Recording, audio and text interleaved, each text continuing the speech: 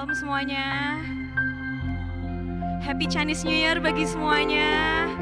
Konghi konghi. Konghi konghi. Jemaat semua yang penuh sukacita datang malam ini bukan karena dapat angpau tapi karena ingin memuji Tuhan dengan hati kita. Coba angkat tangannya, lambaikan tangannya ke kiri dan kanan. Nyatakan kebahagiaan dan ucapan syukur kita kepada Tuhan. Amin. Mari kita tundukkan kepala kita. Kita mempersiapkan hati kita memasuki hadirat-Nya yang kudus.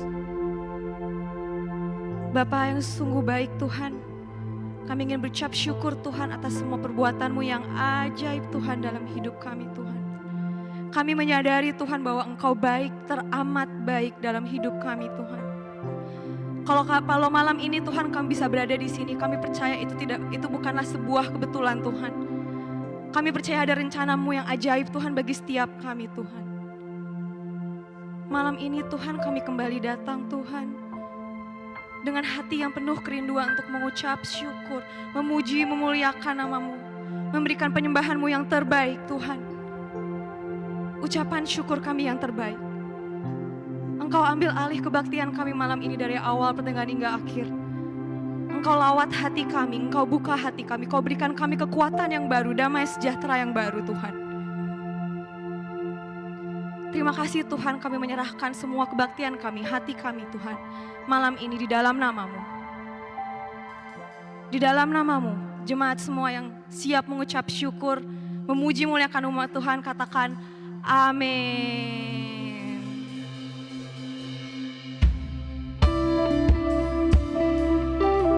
Sebab Kau yang disembah, Engkau layak Tuhan.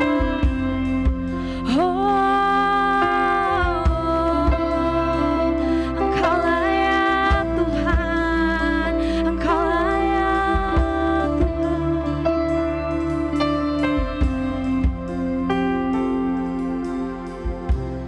Bapakku datang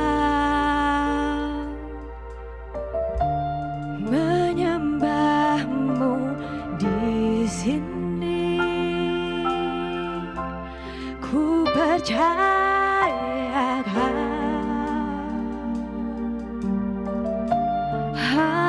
bagiku.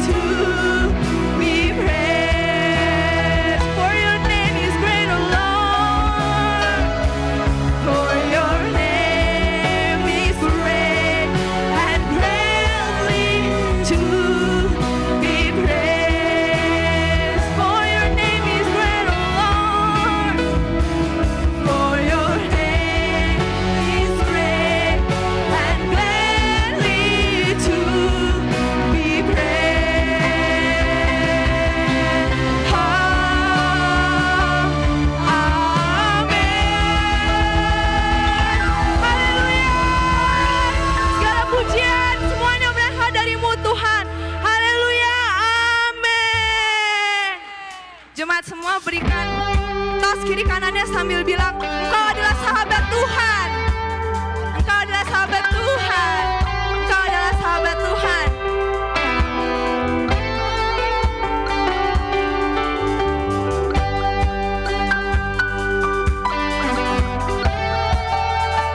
Kita memuji dan muliakan nama Tuhan.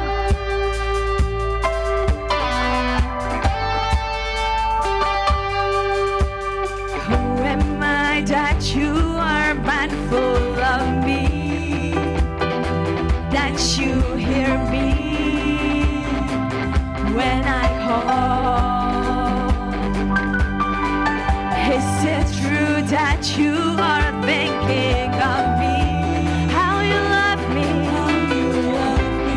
It's amazing. It's amazing. Who am I? Who am I that you are mindful of me, that you hear me when I call your name? Is it true that you are thinking of me, how you love me? It's amazing. I'm a friend of God. I'm a friend of God. I'm a friend of God. I'm a friend of God. He calls me friend over and over. Yes, I am. Yes, you are. He calls me friend.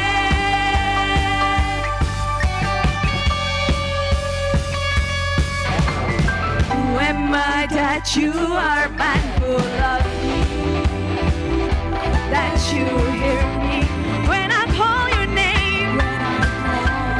Is it true? What you are thinking of me, how you love me? It is amazing. It's amazing. It's amazing. It's amazing. It's amazing. I'm a friend of God. I'm a friend of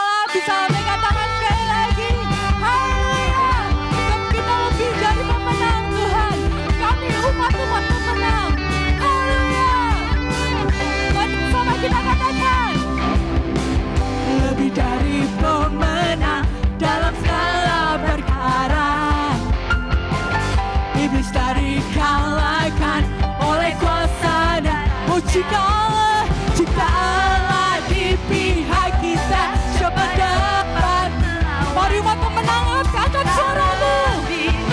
Dari pemenang, sekali lagi katakan, lebih dari pemenang dalam segala perkara. Amin. Iblis tak dikalahkan oleh kuasa darahnya. Jika Allah di pihak kita, siapa dapat melawan? Kita lebih dari pemenang. Mari umat pemenang, lambaikan tanganmu. Haleluya. Kibarkanlah bangsinya. Kaulah raja segala raja Tuhan. Haleluya. Haleluya. Bangkitlah gerejanya. Kita lebih dari pemenang. Haleluya.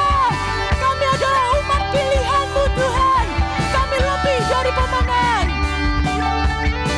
Mari BNC sekali lagi katakan, lebih dari pemenang dalam segala perkara. Amin. Iblis tak dikalahkan oleh kuasa dan sama katakan, jika Allah di pihak kita, siapa dapat melawan? Kita lebih dari pemenang. Bersama lambaikan tanganmu, katakan haleluya. Kibarkanlah panjinya, Yesus Raja segala raja. Haleluya. Haleluya. Bangkitlah gerejanya.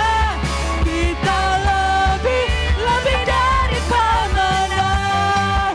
Haleluya. Para umat pemenang sama-sama katakan haleluya. Sekali lagi serahkan haleluya. Mari bersama-sama kita naikkan pujian ini. Kita lebih dari pemenang. Kita lebih dari pemenang. Kita lebih dari pemenang. Kita lebih dari pemenang. Kita lebih dari pemenang. Kita lebih dari pemenang. Kita lebih dari pemenang. Baik bersama dengan segenap hatimu. Bila Allah di pihak kita, siapa dapat melawan? Kita lebih dari pemenang. Haleluya. Kibarkanlah panjinya. Kaulah raja segala raja Tuhan. Kaulah yang kami sembah. Haleluya. Bangkitlah gerejanya. Kita lebih dari pemenang. Katakan kamu lebih dari. Sekarang katakan saya lebih dari pemenang. Haleluya. Haleluya. Jemaat Tuhan dipersilakan untuk duduk kembali. Haleluya, Kau sungguh ajaib Tuhan. Kami punya Allah yang besar, kami punya Allah yang perkasa. Kami tahu Tuhan Kau ada di pihak kami. Terima kasih Tuhan.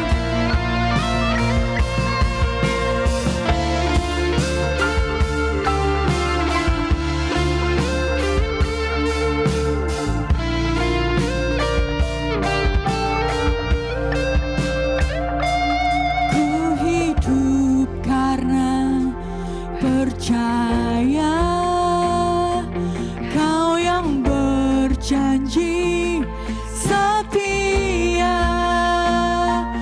Pengharapanku selalu ada di dalam-Mu.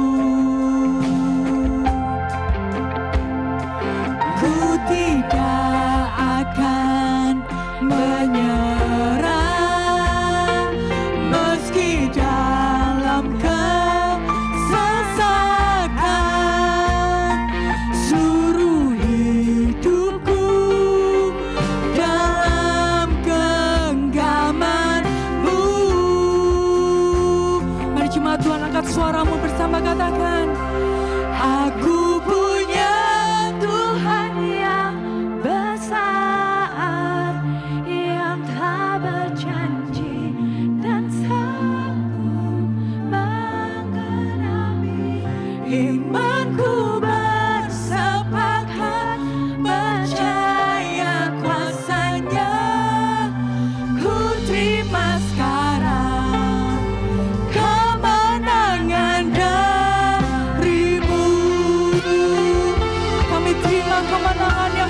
padamu Tuhan.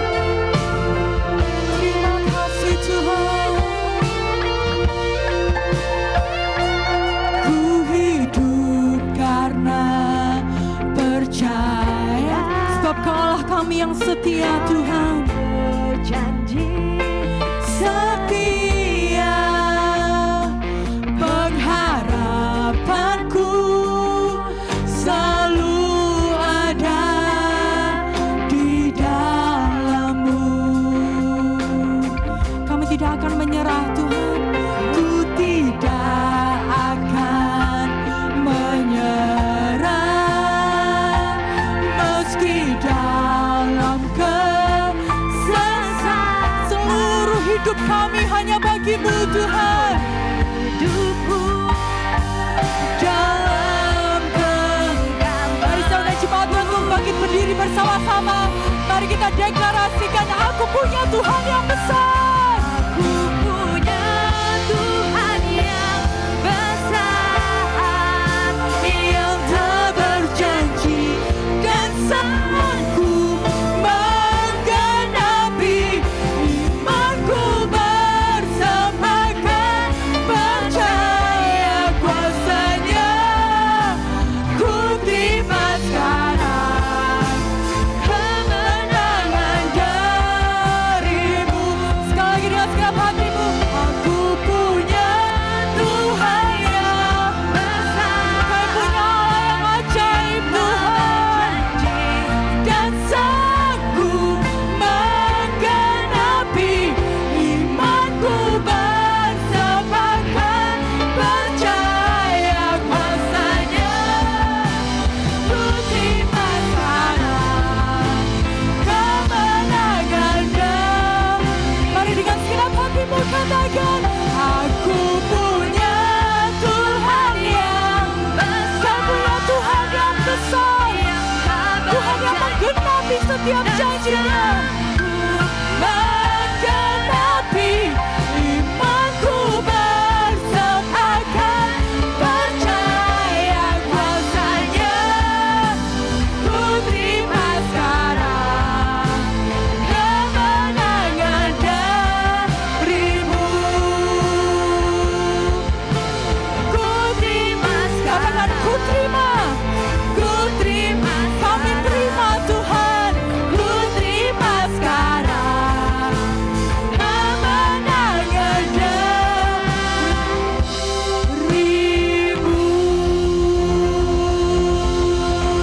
Haleluya. Engkau layak disembah Tuhan. Engkau bertakhta di atas puji-pujian penyembahan umat-Mu Tuhan. Kami bersyukur Tuhan malam hari ini kami bisa sekali lagi menghadirkan diri kami sujud di kaki-Mu, siap menerima taburan kebenaran firman-Mu. Kami bersyukur Kau sudah memberikan kepada setiap kami telinga seorang murid, supaya kami tidak hanya sekadar mendengar,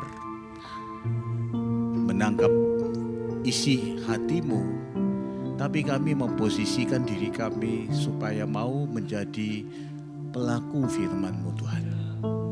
Hamba berdoa berikan juga kepada hamba yang menyampaikan firman-Mu ini lidah seorang murid, supaya hamba mampu menyampaikannya sesuai dengan yang menjadi kemauan-Mu Tuhan. Pakailah semua yang ada pada hamba supaya bisa hamba mengekspresikan kebenaran ini sesuai dengan kebenaran-Mu yang sudah siap untuk menjadi pelaku firman Tuhan yang sungguh-sungguh, yang taat, yang akurat, tanpa berkompromi. Di dalam nama Yesus Kristus, Bapak Ibu yang dikasihi Tuhan Yesus, mari sama-sama kita katakan amin. Amin. Shalom. Shalom Bapak Ibu, ya. Shalom. Ini jemaat yang pede sekali ya. Saya belum suruh duduk ya. Tapi gak apa-apa, ini negara bebas. Anda mau duduk boleh, mau berdiri juga boleh. Cuma saya gak punya opsi. Saya harus terus berdiri. Saya senang sekali bisa mengisi kebaktian ini pada hari ini di sini. Terima kasih buat Pastor Yongki sama Ibu, juga semua pengurus-pengurus sini memberikan saya kesempatan membawakan firman Tuhan di sini. Nama saya Benaya Nares, saya dari Malaysia. Ya. Nggak ada hubungan dengan India loh ya.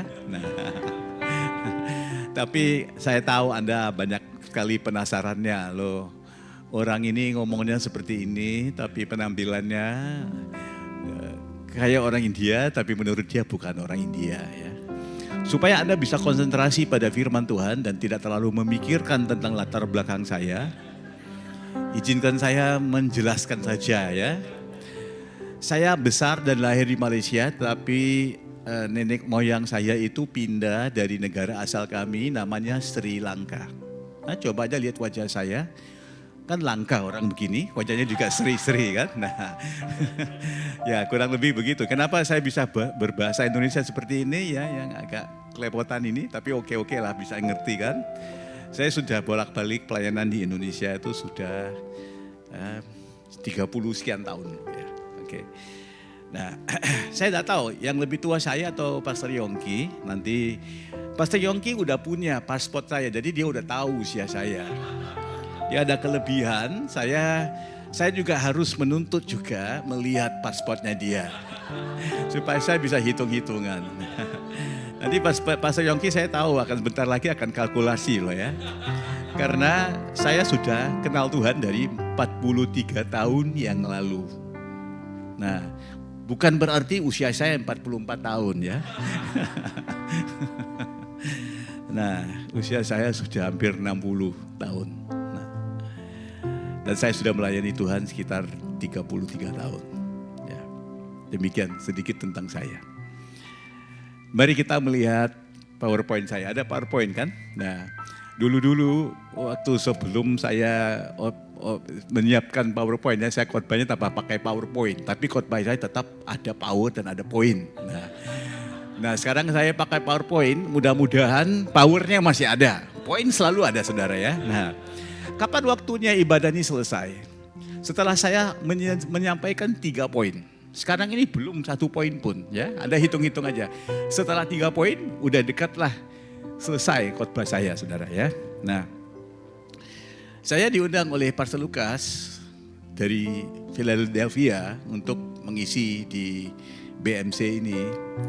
Dengan Pastor Lukas tidak menyuruh saya untuk membahas tema gereja untuk tahun ini.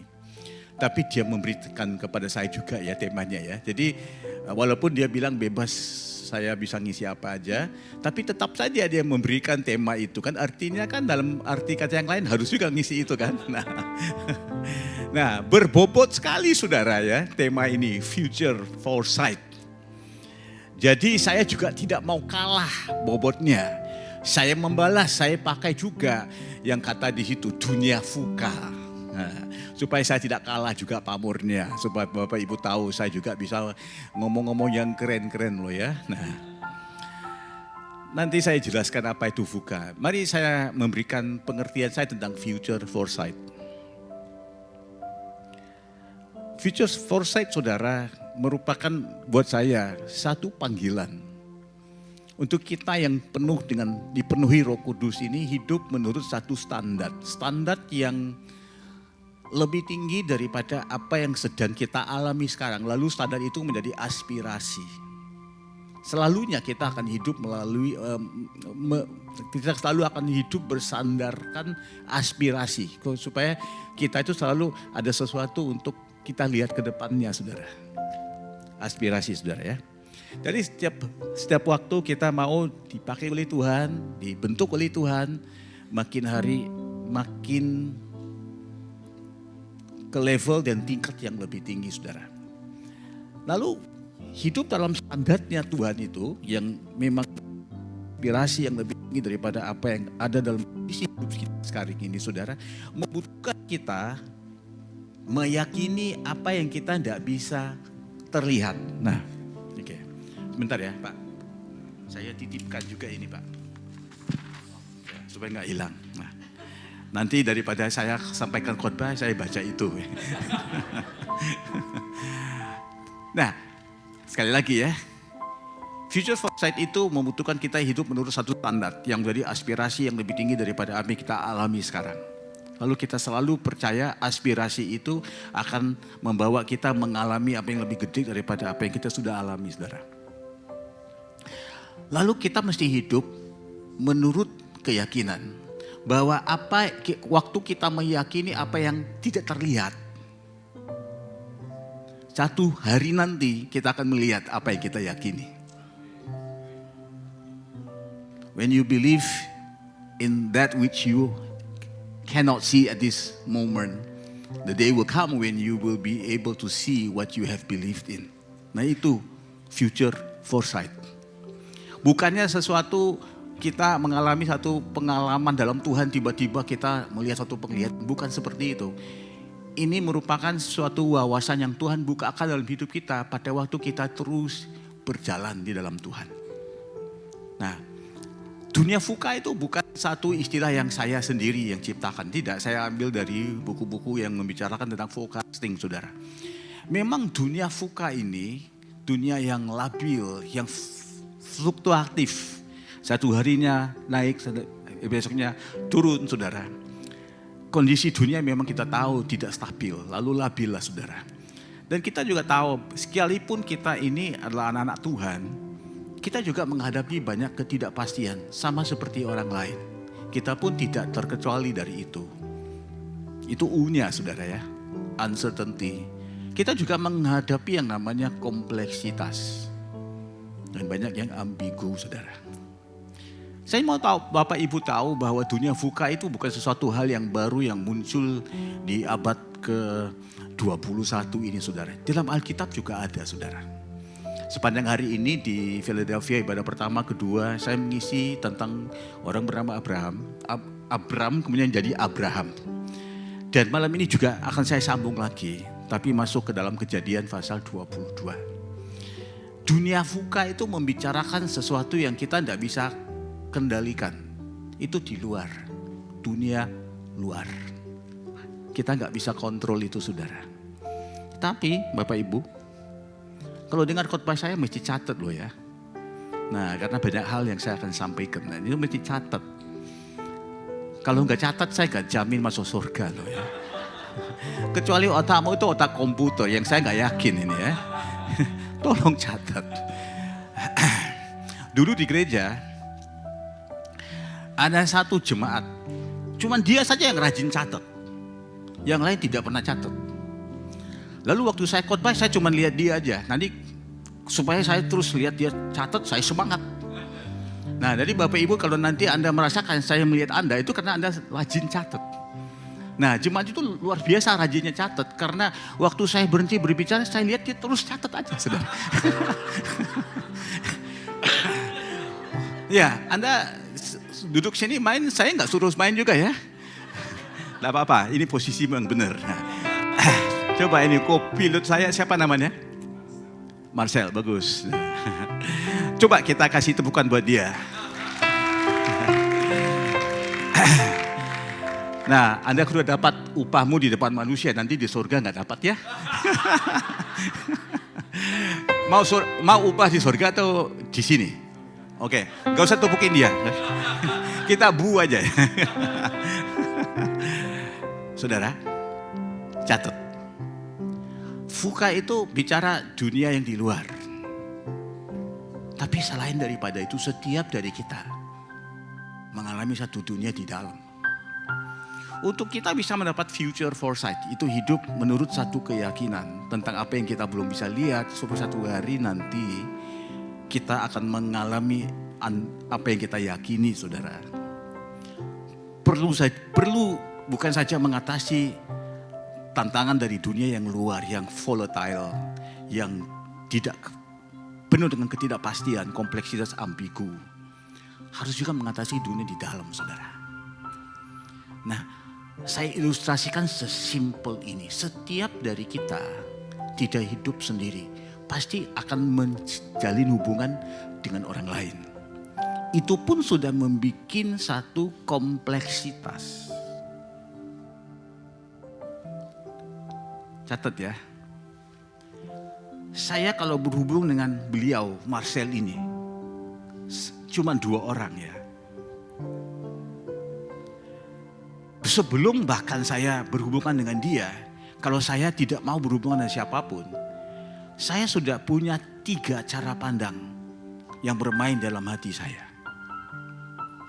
1, cara saya memandang diri saya.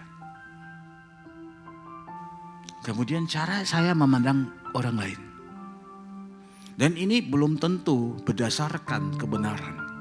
Itu berdasarkan persepsi saja. Baru 2 ya. Kemudian dalam pikiran saya juga cara saya merasakan orang melihat saya. Minimal setiap detik itu ada 3 persepsi yang terus bermain dalam pikiran saya, saudara. Nah, kemudian saya mau berkenalan dengan orang ini. Kamu suka makan apa? Gak bisa lah saya bergaul dengan dia. Tapi gak apa-apa, nanti saya ajarin dia bagaimana cari makanan yang sehat loh ya. Nah, karena saya mau berhubungan dengan dia ya. Jangan lupa, si Marcel ini sendiri punya 3 persepsi sendirinya, saudara. Cara dia pandang dirinya, cara dia pandang saya. Cara dia pikir saya memandang dia. Belum tentu cara dia pikir saya memandang dia itu berdasarkan realita. Itu persepsi saja, saudara. Kalau saya berhubungan dengan dia, nanti di dalam dinamika hubungan saya dengan dia, itu akan ada 6 persepsi yang bermain di situ. Bayangkan ini baru 2 orang berhubungan.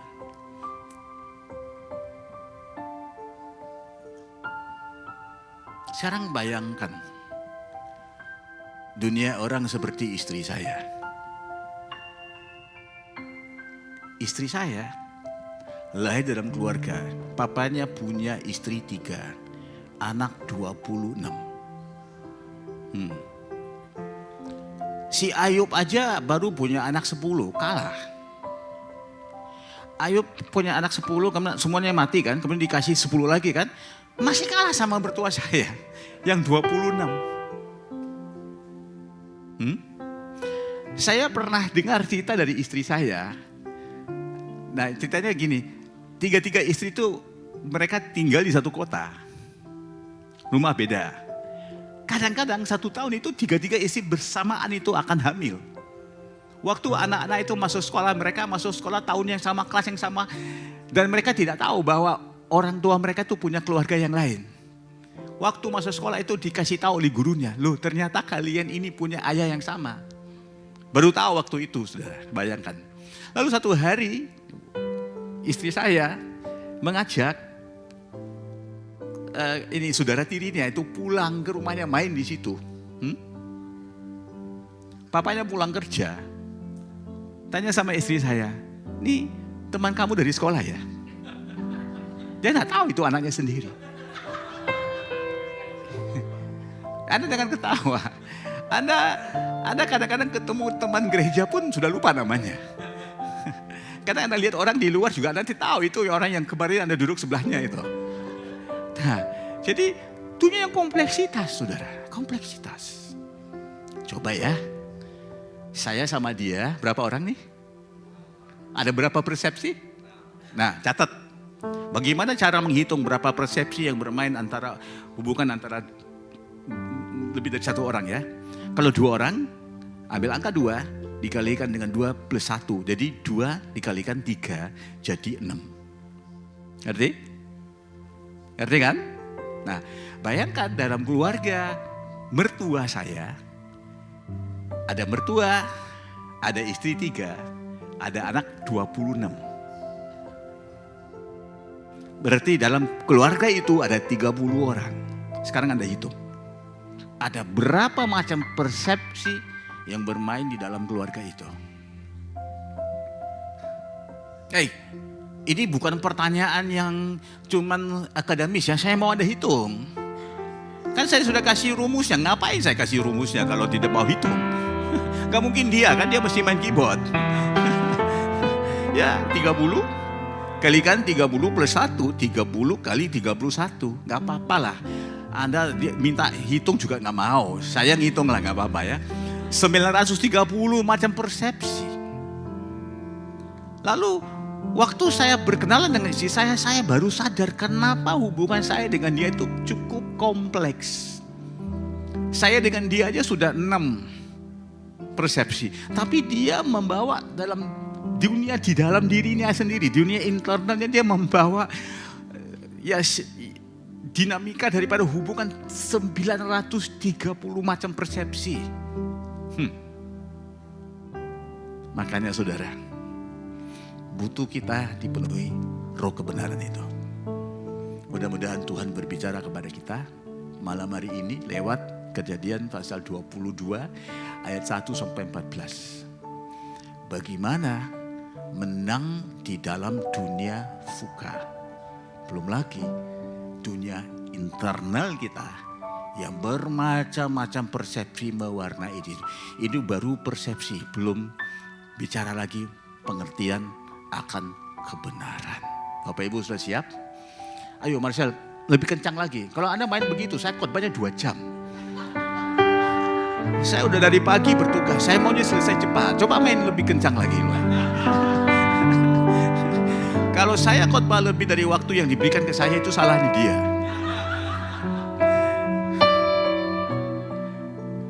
Saya suruh upbeat temponya cuman begitu dia ya. Ayo saudara, mari kita lihat slide yang berikutnya.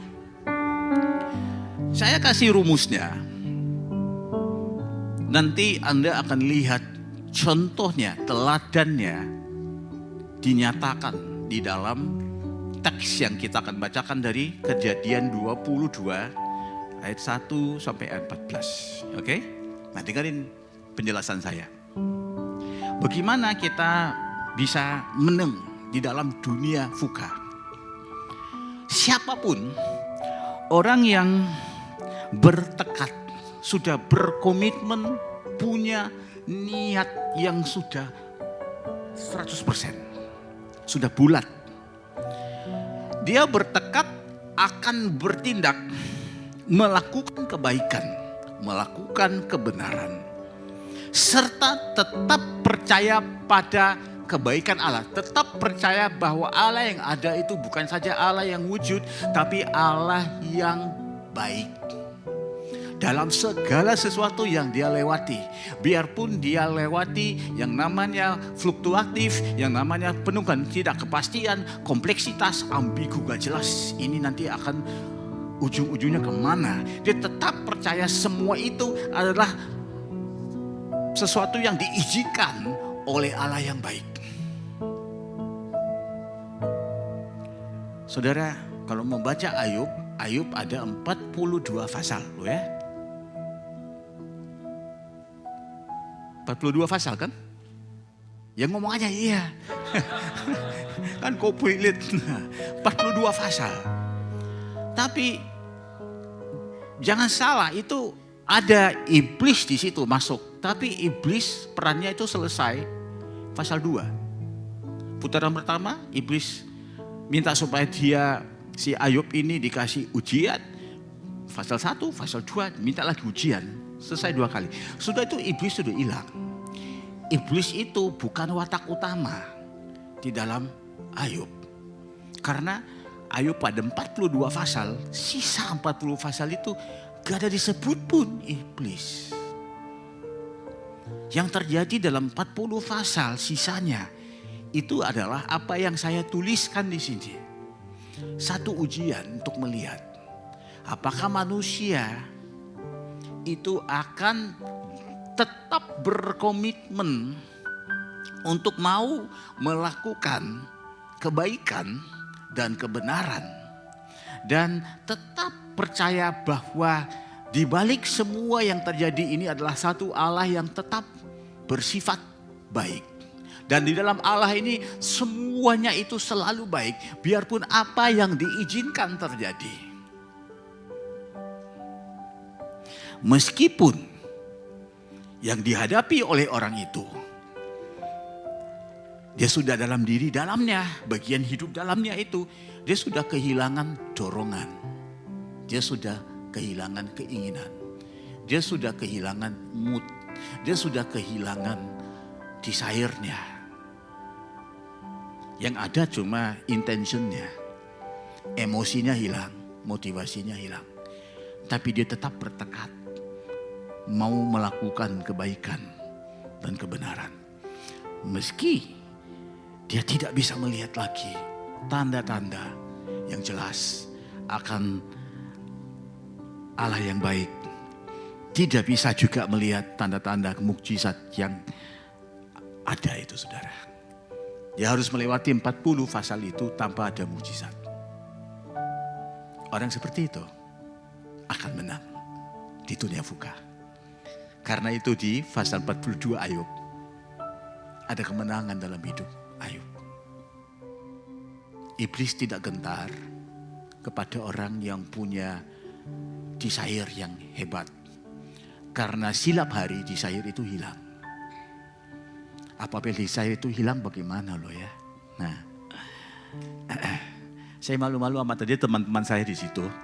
Terutama yang pakai topi itu lari hebat itu, maraton. Nah, tapi saya nggak hebat lah ya. Tapi saya cerita-cerita juga ya, sedikit-sedikit ya Bapak Ibu ya. Nah, kalau jam 4 pagi saya mau bangun tuh lari. Banyak hal yang luar biasa terjadi pada saya. Bantal saya bisa berbicara kepada saya. Anda belum mengalami kan? Saya luar biasa, alami bantal saya bisa berbicara. Sepanjang malam aku kan memberikan kamu support. Kok sekarang pagi-pagi dingin amat kamu mau meninggalkan aku? Allah aja tidak meninggalkan engkau, tapi engkau mau meninggalkan aku. Selimut aku juga bisa berbicara kepada aku. Sepanjang malam aku menyelimuti kamu, memberikan kepada kamu rasa nyaman. Tapi pagi-pagi pada waktu dingin aku paling membutuhkan engkau. Engkau meninggalkan aku, tidak setia kamu. Lalu Bapak Ibu, saya mau keluar dari ranjang itu untuk mau olahraga. Tapi ada suara-suara begini yang merayu saya. Dalam beberapa detik lagi akan muncul satu suara lain. Mengatakan, hari ini rest day kamu. Karena kamu sudah 6 hari olahraga. Kapan kamu rest day? Tuhan aja memerintahkan orang hari Sabat. Kamu olahraga terus. Kamu kan udah tua, hampir 60 tahun. Kok kamu gak masuk Olimpiade? Hari ini harusnya rest day. Kalau itu secara fakta benar.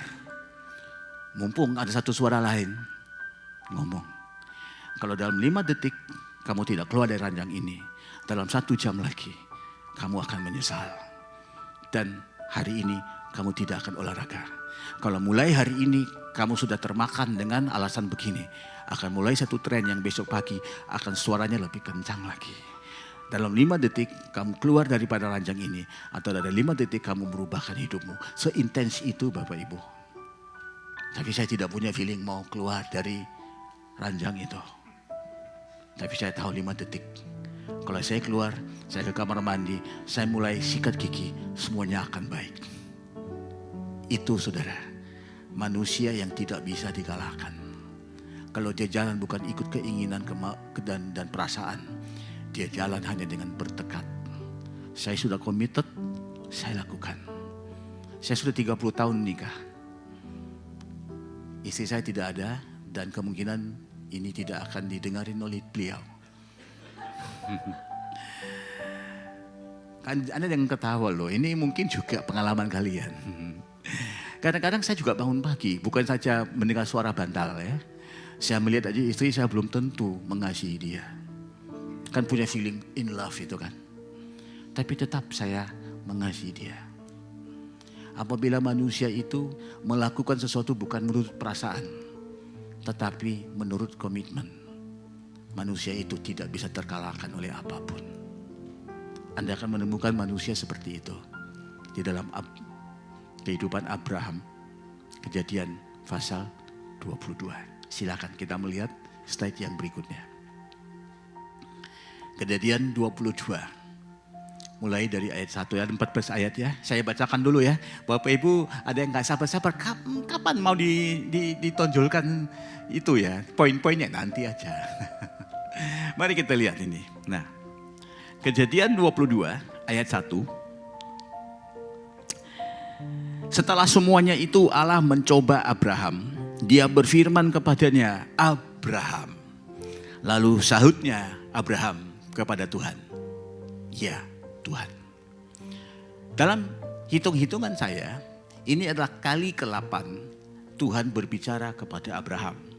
Di dalam satu rangka waktu yang saya estimasi karena tidak jelas dalam Alkitab, sekitar 30 sampai 40 tahun daripada kali pertama Allah menampakkan diri kepada Abraham mulai daripada Kejadian 12. Ini adalah kali ke-8. Jadi umur 75 tahun, Kejadian 12 pertama kali Allah menampakkan diri kepada Abraham waktu itu namanya. Kemudian 25 tahun kemudian lahirlah anak bernama Ishak. Berarti udah 25 tahun kan? Nah, sekarang anak bernama Ishak itu dalam Kejadian 22, minimal anak itu sudah berusia 20 tahun lah. Jadi kalau dihitung-hitung begitu sudah 40 sekian tahun ya. Tapi catatan dalam Alkitab ini adalah kali ke-8 saja. Kadang-kadang saya lucu ya di gereja kebaktian doa. Ada juga pendoa-pendoa syafaat yang entah mereka pakai bensin atau solar. Setiap 10 menit dapat satu penglihatan, 1 jam sudah dapat 10 penglihatan. Saya bilang kamu dalam 1 jam lebih produktif daripada Abraham dalam 45 tahun. Hebat kamu ya. Saya ragu-ragu apa ini benar ya pengalaman mereka. Gini saudara ya. Abraham. Jawabannya sangat sejuk. Ya Tuhan. Anda tahu di dalam Yesaya pasal 41 ayat 8. Tadi kita menyanyikan satu lagu. Ada beberapa kata-kata di situ yang menyamai Yesaya 41 ayat 8. Inilah hambaku Abraham. Versi bahasa Indonesia yang kukasihi. Versi bahasa Ibrani bahasa aslinya. Abraham, sahabatku. Nih Marcel, apakah aku sahabatmu? Lu, sebentar. Aku belum tentu mau jadi sahabatmu.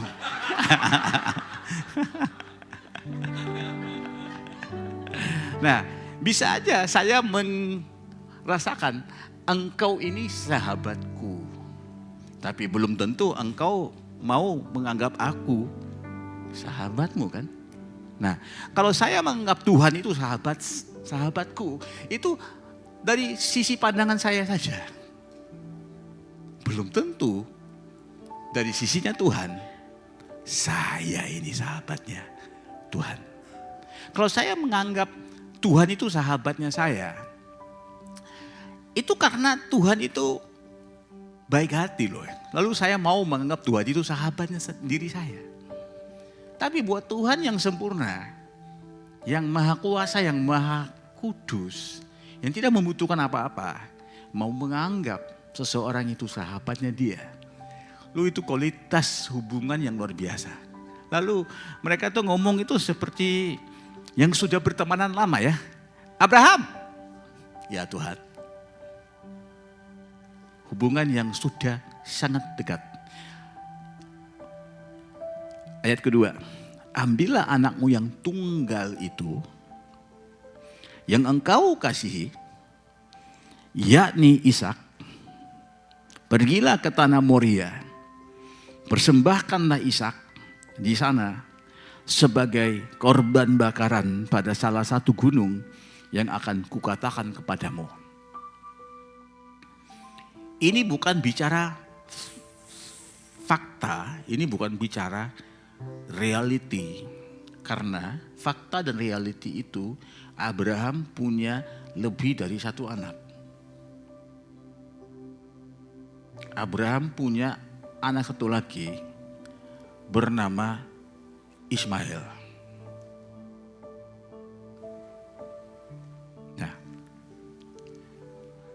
Lalu waktu Tuhan berbicara ambil anakmu yang tunggal itu, karena ini membicarakan kebenaran.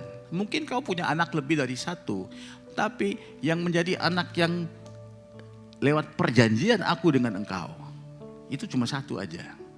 ambillah anak itu. Seperti saya katakan tadi, Abraham ini pernah punya 2 anak. Bagaimana ceritanya dia punya 2 anak? Kejadian 16. Akal-akal daripada istrinya, si Sarai, bilang, kan Tuhan bilang keturunanmu nanti yang akan mewarisikan segalanya.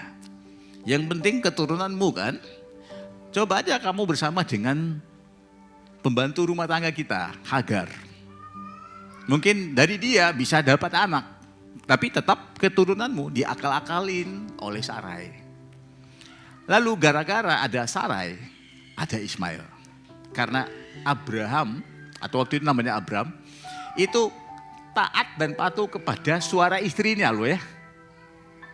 Itu di Kejadian 16. Tapi ada satu lagi hal yang berlaku di Kejadian 21. Sekarang Sarai saja sudah melahirkan anaknya sendiri bernama Ishak.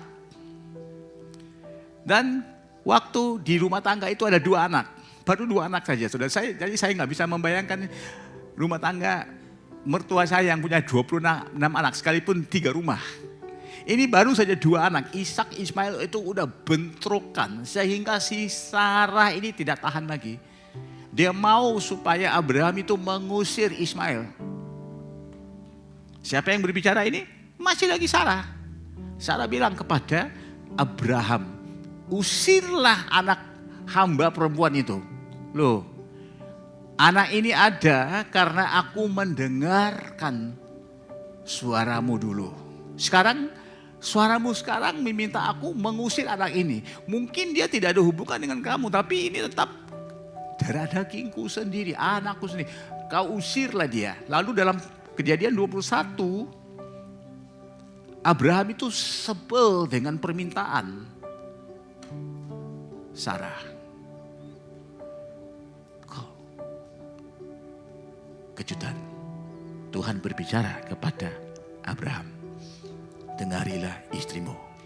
Ya, ada sebagian daripada Anda mungkin itulah firman Tuhan kepada Anda malam ini. Dengarilah istrimu. Kalau saya jadi Abraham, saya bisa berargumentasi dengan Tuhan. Tuhan, duniaku menjadi kompleks karena aku mendengari dia. Sekarang kan jadi lebih kompleks lagi kalau aku mendengari dia. Karena aku sudah punya anak 2. Tadi 1 pun tidak ada, sekarang ada 2. Engkau menyuruh aku mengusir yang 1, tetap anakku. Tapi Tuhan berkata, dengarilah suara istrimu. Kejadian 21 sekitar ayat 11-12. Sekarang kita masuk Kejadian 22 ayat 2. Tinggal berapa anak buat Abraham? 1. Dan di ayat 2 Tuhan mengatakan, ambillah anak itu yang tunggal. Dan engkau pergi ke tanah Moria dan engkau persembahkan dia. Anda bisa bayangkan kan bagaimana dunia fuka ini bukan saja dari luar tapi dari dalam. Gara-gara dia mau ikut lebih lagi dengan Tuhan, ini semua jadi kacau, saudara. Complicated banget, saudara. Nah, mari kita lanjutin. Tapi kita lihat bagaimana Abraham meresponi apa yang Tuhan minta. Ayat 3, keesokan hari pagi-pagi bangunlah Abraham. Ia memasang pelana keledainya, memanggil 2 orang bujangannya beserta Ishak anaknya. Lalu mereka membelah juga kayu untuk korban bakaran. Berangkatlah mereka ke tempat yang dikatakan Allah kepadanya. 3 hari lamanya mereka berjalan. Akhirnya Abraham melayangkan pandangannya. Kelihatan kepadanya tempat itu dari jauh. Perhatikan ayat 5. Perhatikan dengan baik-baik, cermati saudara. Abraham berkata kepada kedua bujangnya, tinggallah kamu di sini dengan keledai ini. Aku beserta anak ini, Ishak. Kami akan pergi ke sana. Kami akan sembahyang. Sesudah itu kami akan kembali. Anda bisa lihat keyakinannya Abraham. Kami pergi, kami akan lakukan persembahan, kami akan kembali.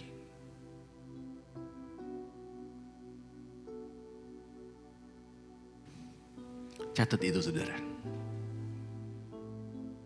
Orang ini bertekad melakukan apa yang Tuhan sudah suruh. Dia yakin akan ada caranya. Tuhan akan mengaturnya. Kebanyakan orang yang saya kenal mereka belum sampai ke level begini. Di mana waktu mereka tidak bisa melihat kebaikan Tuhan. Mereka tidak bisa lihat tanda-tanda mukjizat. Apabila keinginan hati mereka berseberangan dengan apa yang dituntut dari mereka.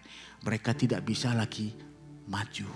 Tapi Abraham ini adalah satu kualitas manusia yang berbeda. Bapak Ibu, kita tidak akan langsung terjun ke posisi Kejadian 22. Mari saya kasih satu ilustrasi kepada Anda.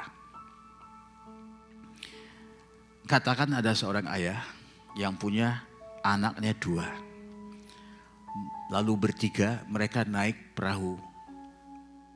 Dan katakan di tengah laut yang bergelora. Kondisi tidak memungkinkan tiga-tiganya akan bisa kembali ke pantai. Sekarang katakan saja dari ilustrasi saya. Ayah yang menjadi orang yang bertanggung jawab di atas perahu itu hanya bisa menyelamatkan salah satu dari 2 anaknya. Anak mana yang akan dia selamatkan? Sebagai seorang ayah, saya tidak bisa melakukan keputusan ini. Mendingan saya aja yang mati. Kalau satu saya korbankan, satu saya selamatkan. Sampai saya mati pun saya jadi gila. Bukan saja memikirkan anak yang kehilangan, tapi anak itu mati karena keputusan yang harus saya lakukan. Mendingan saya mati. Mana ada orang tua yang sanggup mengorbankan anaknya. Sehingga kita menjadi orang tua, kita tidak akan mengertikan bagaimana ada orang yang lebih penting dalam hidup kita. Tadi siang ada orang tanya saya, kenapa anakmu cuma 2? Padahal orang yang tanya saya sama saya, anaknya juga 2. Lalu saya jawab aja begini, waktu saya menikah cuma saya sama istri saya. Jadi di dalam posisi liga saya nomor 1. Tiba-tiba muncullah anak pertama. Ternyata dalam posisi dalam liga saya sudah turun ke posisi nomor 2. Saya anggap ini sementara saja, nanti anak ini sudah besar. Saya kembali ke posisi nomor 1. Tidak lama sudah itu istri saya hamil lagi. Punya anak kedua. Sekarang saya turun ke posisi nomor 3. Saya pikir kalau terus menghasilkan anak terus. Apalagi dia dari satu genetik yang punya banyak anak. Lama-lama saya bukan hanya turun dalam liga, saya degradasi loh. Lalu saya milih, cukup. Sudah sekarang posisi saya dari nomor 1 sudah turun ke nomor 3. Kita cukup aja di sini loh ya. Tapi saya waktu saya posisi nomor 3 saya tega. Karena yang di depan itu adalah anak-anak saya sendiri saudara. Gak ada orang tua yang akan mengedepankan kemauannya dia atas anak-anaknya. Kalau saya tanya sama anak-anak, mau gak kamu mati untuk orang tuamu? Saya belum pernah mendengar jawaban anak-anak yang bilang, ya saya mau mati untuk orang tua. Saya tanya sama sang suami, kamu mau mati untuk istri? Wah gak mungkin. Alasannya, kalau aku mati nanti siapa jaga anak-anak? Gak apa-apa kalau istri mati, aku bisa cari yang lain. Oh, sorry, enggak. No. Ya, itu yang terakhir itu kita cabut aja ya, coret itu ya. Anda sudah menikah? Berapa anak?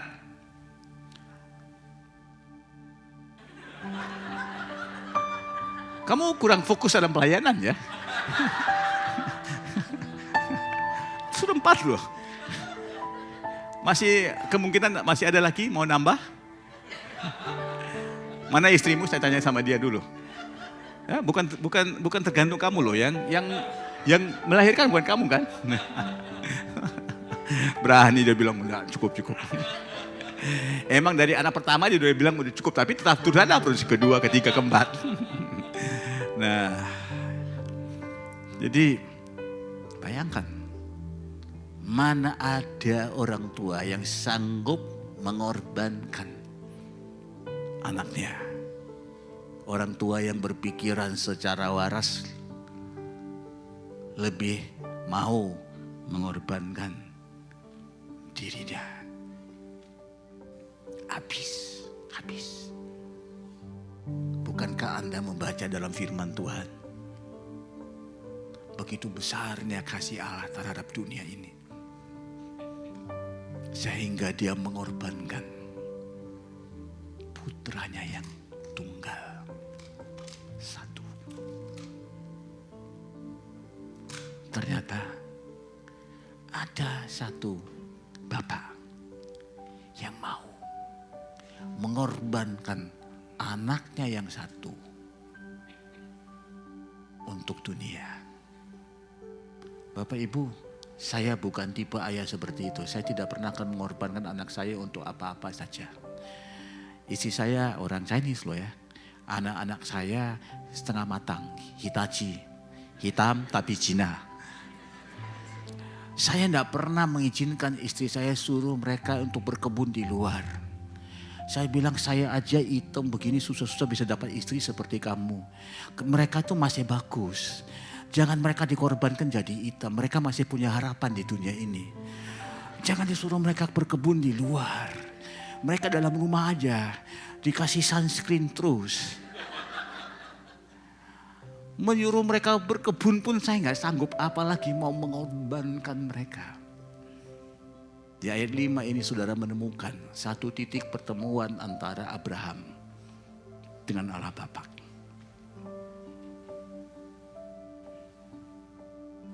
Yesus bukannya mati di sorga.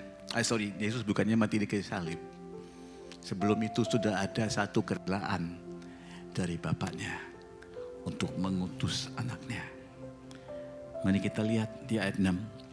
Abraham mengambil kayu untuk korban bakaran itu dan memikulnya ke atas bahu Ishak anaknya. Bayangkan saudara, dia memikul ke atas bahu anaknya. Anaknya itu membawa kayu itu dan nanti anaknya akan dibakar saudara. Jadi korban persembahan. Orang ini gila. Tuhan yang mau mengorbankan putra yang satu juga Tuhan yang gila. Hanya pribadi yang gila yang mau mengorbankan anaknya untuk kita yang hidup mendurhaka kepadanya. Lalu kasih Tuhan itu di dalamnya itu ada sesuatu kegilaan saudara. Makanya kita tidak bisa mencintai sesiapapun dengan cara Tuhan mencintai kita. Lalu Abraham mengambil kayu untuk korban bakaran itu dan memikulkannya. Ini adalah manusia yang sudah bertekad melakukan sesuatu walaupun itu bukan sesuai dengan keinginannya. Manusia seperti ini tidak bisa terkalahkan. Iblis gentah dengan manusia seperti ini. Anda mau berbahasa roh, Anda mau loncat, Anda mau guling, Anda mau puasa 1 tahun 400 hari seperti ada jemaat saya mengatakan saya tahun lalu berpuasa 400 hari. Saya tanya, Ki bisa begitu? 1 tahun kan cuma 365 hari. Enggak Pak, saya itu bisa karena segalanya mungkin buat orang yang percaya. Lu percaya aja gila. Lu bisa mau apa aja, tapi you gak punya sikap seperti ini, semua itu sia-sia. Itu cuma halusinasi rohani saja saudara. Maka dia membawa anaknya itu. Kemudian kedua-duanya berjalan bersama-sama. Bayangkan itu saudara. Apakah Ishak tidak tahu apa yang ada di hati bapaknya? Dia tahu. Nanti Anda akan lihat dia tahu. Lalu berkatalah Ishak kepada Abraham, "Papa," sahut Abraham, ya anakku. Anda nangkap itu enggak? Tuhan berbicara kepada Abraham. Abraham, ya Tuhan, ini Ishak berbicara kepada bapaknya. Bapak, jawabnya, ya anakku. Anda sedang melihat di sini sesuatu permainan menyatakan hal yang akan berlaku 2000 tahun kemudiannya.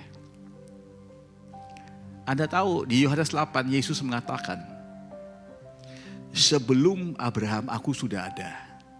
Dan Abraham itu melihat harinya pada waktu aku akan menjadi manusia itu. Anda sedang melihat di sini. Ini Anda sedang melihat manifestasi future foresight yang luar biasa sekali, saudara. Ini adalah kemuncaknya. Kemampuan Abraham untuk menangkap isi hati Bapa. Saya pun yakin Abraham tidak mengerti semuanya. Tapi itu future foresight yang begitu luar biasa. Anda bisa melihat Injil di sini, Anda bisa lihat salib di sini, saudara. Bertandalah ia. Di sini sudah ada api, di sini sudah ada kayu. Tetapi di manakah anak domba untuk korban bakaran itu? Sahut Abraham, Allah yang akan menyediakan anak domba untuk korban bakaran baginya, anakku. God will provide. Jawaban yang luar biasa. Sedangkan dia tahu apa yang Tuhan suruh dilakukan, tapi dia katakan Tuhan yang akan menyediakannya. Sekali lagi di akhir ayat ke-8 kita melihat di situ, demikianlah kedua-duanya berjalan bergandengan. Semua dari kita merupakan anak kepada seseorang. Sebagian daripada kita menjadi ayah kepada seseorang juga. Semua yang hidup pernah punya orang tua. Kebanyakan yang hidup, bukan kebanyakan, banyak yang hidup punya anak juga, saudara. Perjanjian baru, hidup di dalam roh itu bukan hanya membicarakan tentang Allah yang Bapa yang baik. Membicarakan juga tentang anak yang taat. Anda mau mengenal Tuhan sebagai Bapa yang baik secara sempurna, Anda juga mesti hidup sebagai anak yang taat kepada Bapa itu. Karena keselamatan dalam perjanjian baru itu ada dua sisi. Allah yang baik, anak yang taat. Kalau anak yang taat itu tidak mau menjadi manusia, tidak mau untuk akhirnya mati di kayu salib, tidak ada Injil keselamatan. Di Taman Getsemane itu, ya, dengarin baik-baik. Yesus berdoa begini, Tuhan, kalau bisa biarkan cawan ini lewat. Namun bukan kehendakku, tapi keinginanmu. Berapa banyak daripada Anda mendengarkan ini ada bingung, Tuhan Yesus maunya apa? Awalnya Tuhan Yesus berkata biar itu lewat. Sekarang kemudian bilang bukan kehendakku tapi kehendakmu. Namun demikian biarlah yang terjadi yang menjadi yang kehendakmu. Maunya apa? Iblis juga bingung. Karena pada momen itu iblis berpikir salib itu acaranya dibatalkan. Tapi sekalipun dia doakan begitu. Dulu ada jemaat saya tanya sama Pak, jadi akhirnya Yesus tuh mau gak atau tidak mati di kayu salib? Saya bilang itu pertanyaan yang bandel, stupid. Akhirnya dia mati gak? Dia mati. Ada gak orang yang paksa untuk dia naik ke kayu salib itu mati? Gak ada. Artinya dia mau kan? Gak ada orang melakukannya kalau dia tidak mau. Tapi kelihatan seperti dia tidak mau. Ya itulah yang saya katakan. Apabila orang sudah tidak ada keinginan, tidak ada dorongan, tapi tetap melakukannya. Ini adalah manusia yang paling bahaya. Karena itu iblis pun lihat itu bingung. Lu mau mati enggak? Ya. Tapi tadinya seperti ini tidak mau. Tapi aku tetap lakukan. Lu manusia bahaya. Ya emang. Nah itulah peperangan rohani yang paling luar biasa. Apabila kau tidak punya emosi, kau tetap juga melakukannya.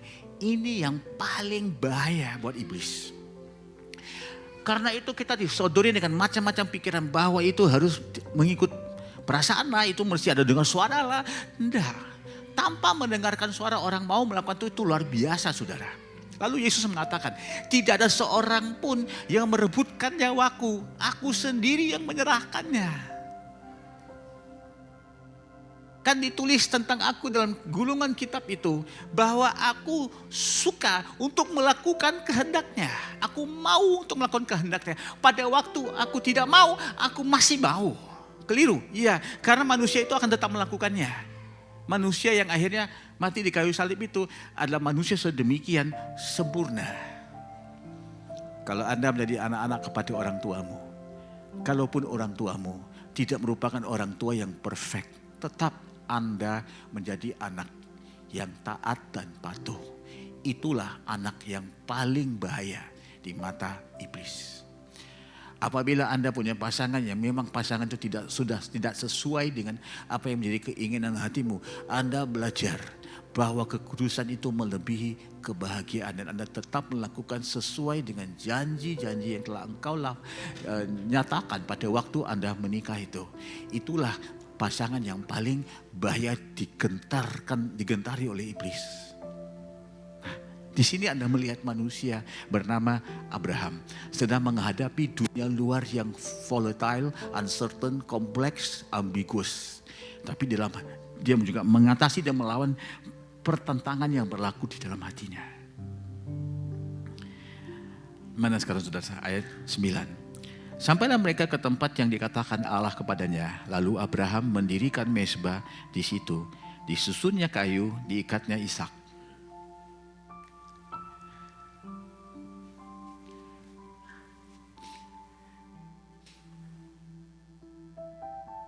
Saya sudah hampir 60 tahun ya, jadi saya dibesarkan dengan cara yang cukup keras ya. Papa saya orang yang percaya bahwa anak itu kalau tidak dibentuk dengan keras, anak itu tidak akan besar ikut Tuhan.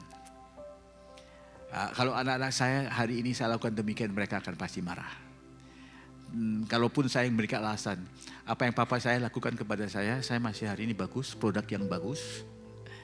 Mereka bilang itu zamanmu, sekarang hari baru, zaman baru. Siapa sih poin saya saudara ya? Papa saya begitu keras terhadap saya. Sehingga ada satu waktunya usia saya 14 tahun. Saya terima Tuhan umur saya 15 tahun. Lahir baru. Papa saya sudah mau pakai rotan. Hari itu tidak bisa, kenapa? Waktu dia mau pukul saya pegang saja rotan itu. Dan rotan itu tidak bisa bergerak. Mulai hari itu papa saya tidak bisa lakukan melanjutkan, karena dia udah tahu. Anak ini sudah terlalu kuat. Sehingga saya tahun berikutnya lahir baru. Papa saya melihat perubahan 180 derajat, tanya apa yang jadi kepada kamu? Saya bilang saya lahir baru. Saya bilang saya tidak suka kata-kata begitu. Kamu jadi anak yang baik sekarang. Tapi bisakah kamu menjadi anak yang baik tanpa harus lahir baru? Saya tidak bisa menjawab itu. Nah ini soal yang lain. Cuma saya mau katakan begini. Ishak itu diikat. Dia bisa melawan papanya. Karena ini bukan anak yang kecil lagi. Punya kekuatan. Persis seperti anak yang kemudiannya 2000 tahun sesudah peristiwa ini. Yang merelakan dirinya mati di kayu salib. Gubernur Romawi Pilatus berkata kepada Yesus, kenapa kamu diam terus? Bicara kepada aku, kau tidak tahu aku siapa? Karena dengan satu perintah aku bisa membebaskanmu. Jawaban Yesus kepada Pilatus menggentarkan gubernur Romawi itu. tidak ada kuasa yang ada pada dirimu kecuali kuasa yang diberikan oleh Allah. Kalau sekarang aku mau minta, Tuhan akan mengutus pasukan-pasukan malaikat yang membebaskan aku. Tapi aku rela. Anda harus melihat di sini. Sebenarnya ada dua manusia yang sedang menang di atas dunia fuka itu. Termasuk Ishak. Ayat 10. Sesudah itu Abraham mengulurkan tangannya. Lalu mengambil pisau untuk menyembelih anaknya. Tetapi berserulah malaikat Tuhan dari langit. Abraham, Abraham. Sekali lagi dia jawab, ya Tuhan. Lalu malaikat itu berfirman, jangan bunuh anakmu. Jangan kau apa-apakan dia. Sebab telah ku ketahui sekarang bahwa engkau takut akan Allah. Dan engkau tidak segan-segan untuk menyerahkan anakmu yang tunggal kepadaku. Lalu Abraham menoleh dan melihat seekor domba jantan di belakangnya. Yang tanduknya tersangkut dalam belukar. Abraham mengambil domba itu lalu mengorbankannya sebagai korban bakaran pengganti anaknya. Dan Abraham menamai tempat itu Tuhan menyediakan, Yehova Jireh. Sebab itu sampai sekarang dikatakan orang di atas gunung Tuhan akan disediakan. Mari Bapak Ibu kita bangkit berdiri di hadirat Tuhan. Saya sudah mengupas membahas perikop ini. Mari sekarang saya ringkaskan dengan beberapa cara. Poin yang pertama, ya, saya cuma minta jemaat berdiri, saya tidak minta untuk siapa-siapa naik ke panggung. Adakah saya minta siapa-siapa naik ke panggung?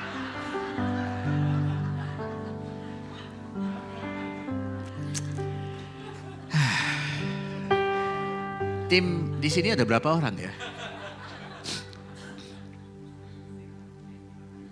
7 orang ya. Saya menghadapi 56 macam persepsi.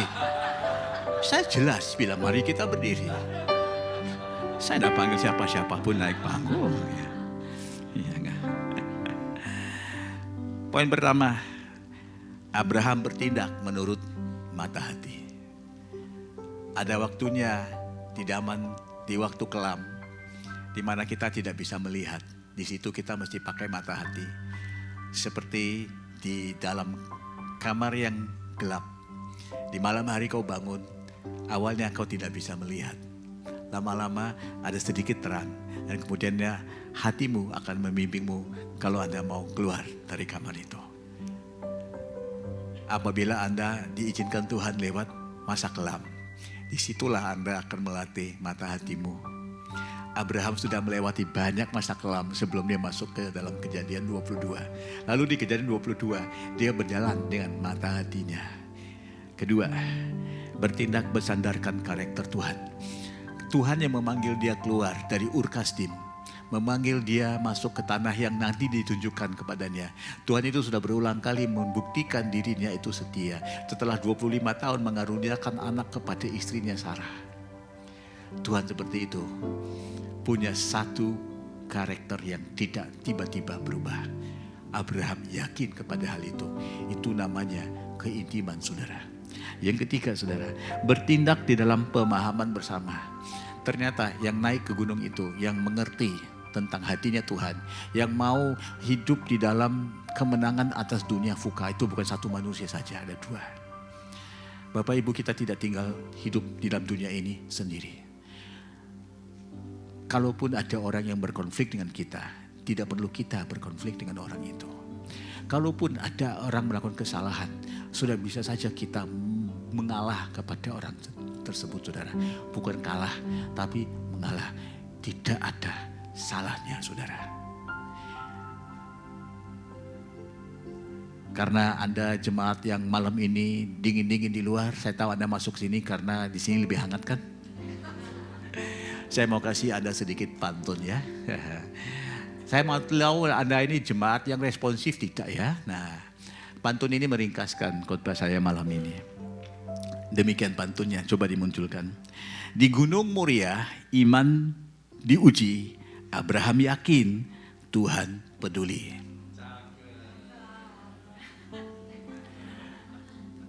Yang pasti masuk surga yang baris pertama aja.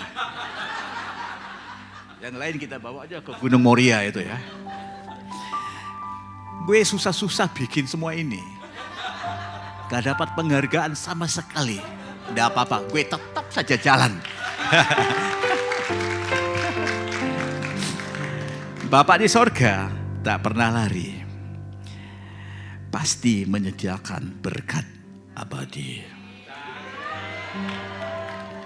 Saya bukan mengemis dari kalian. Saya lakukan ini karena saya mau melakukannya. Gak usah cakap lah, saya jalan sendiri.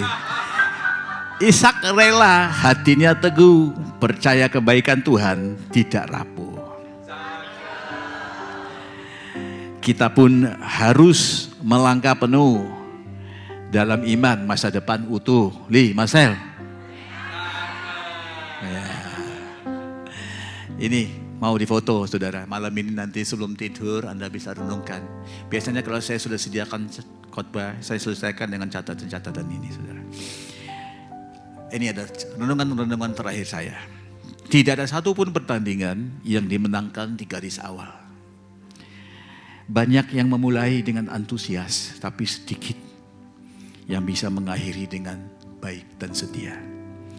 Motivasi dan keinginan membantu kita memulai, tapi hanya kemauan dan komitmen yang kuat yang membawa kita ke garis akhir. Percaya sepenuhnya kepada Tuhan yang akan memberikan kasih karunia yang mengukuhkan kemauan dan komitmen dalam diri kita. Karena tidak semuanya itu tergantung kepada kekuatan di dalam hati dan jiwa kita. Tanpa kasih karunia Allah, kita tidak mungkin bisa sampai ke garis akhir itu. Senantiasa yakinilah kebaikan Allah. Selalunya Dia baik. Karena tidak ada sisi yang lain pada Allah yang baik. Hanya baik saja saudara. Dalam segala hal yang terjadi dalam hidup kita. Seperti apa yang dialami dan disadari oleh Ayub. Dalam segala itu, Allah itu baik. Apabila Allah itu menyuruh Abraham membawa Ishak ke Gunung Moria. Dan Ishak mengikut ayahnya ke Gunung Moria dan rela untuk diikat. Karena kedua-duanya itu sadar. Allah itu hanya baik belaka, gak ada yang sisi yang lain. Allah itu baik. Sekali lagi, Allah itu baik. Loh, nggak ngerti lo ya. Kalau saya bilang Allah itu baik, Anda jawab selalu Dia baik. Allah itu baik. Selalu Dia baik. Anda juga nggak ngerti. Selalu Dia baik, Allah itu baik. Allah itu baik. Selalu Dia baik. Ya, baru mengerti. Nah, senantiasa meyakinilah kebaikan Allah yang beroperasi dalam segala sesuatu. Nah, lalu Anda akan mengalami future foresight yang sejati. Manusia, dua orang ini, mereka sudah melihat masa depan 2000 tahun ke depan.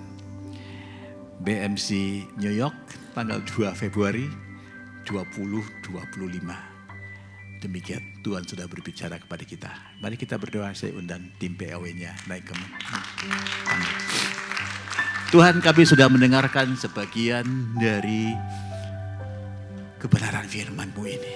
Hati kami tertawan kepada kebenaran-Mu. Dan kami sadar juga mendengar firman-Mu tidak pernah mengubahkan hidup sesiapapun. Dan kami memiliki situasi-situasi yang berbeda-beda semua dalam hidup kami. Tapi firman-Mu bisa diaplikasikan dalam hidup kami lewat kuasa Roh Kudus-Mu. Hamba sudah berhenti berbicara, Roh Kudus-Mu yang tetap beracara.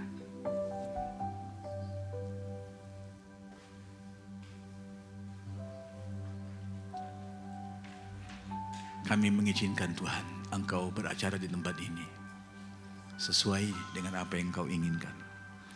Berhembuslah di tengah-tengah kami, Roh Kudus. Dengan jamahan hadirat-Mu.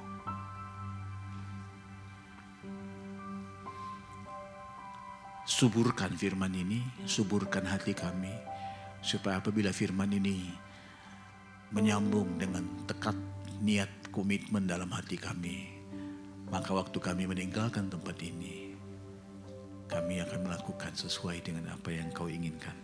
Saya tidak punya lagu yang saya mau Anda nyanyikan. Anda bisa pilih aja lagunya. Tapi sementara Anda mikirkan lagunya, ini Bapak yang berdiri situ pakai kacamata, kaosnya merah. Merah ya, amarun ya. Nah, Anda coba kasih tangan ke saya. Ya udah. Saya mau mendoakan Anda dari sini lah ya. Saya mau mendoakan Anda dari sini. Anda lebih suka saya pakai bahasa Indonesia atau bahasa Inggris? Apa dia bilang? Apa aja, itu bahasa apa itu? Untung istri saya tidak seperti itu. Kalau saya bilang sama dia, kamu mau kadonya apa? Dia nggak pernah bilang apa aja. Dia udah punya daftarnya. Sekali lagi Mas, saya mau tanya Mas. Anda mau saya pakai bahasa apa? You want me to speak in English? Okay, let me do that in English. What's your name? Kevin. So Kevin, the Lord has unfinished business in your life, and you also have unfinished business right here in this city, in this place.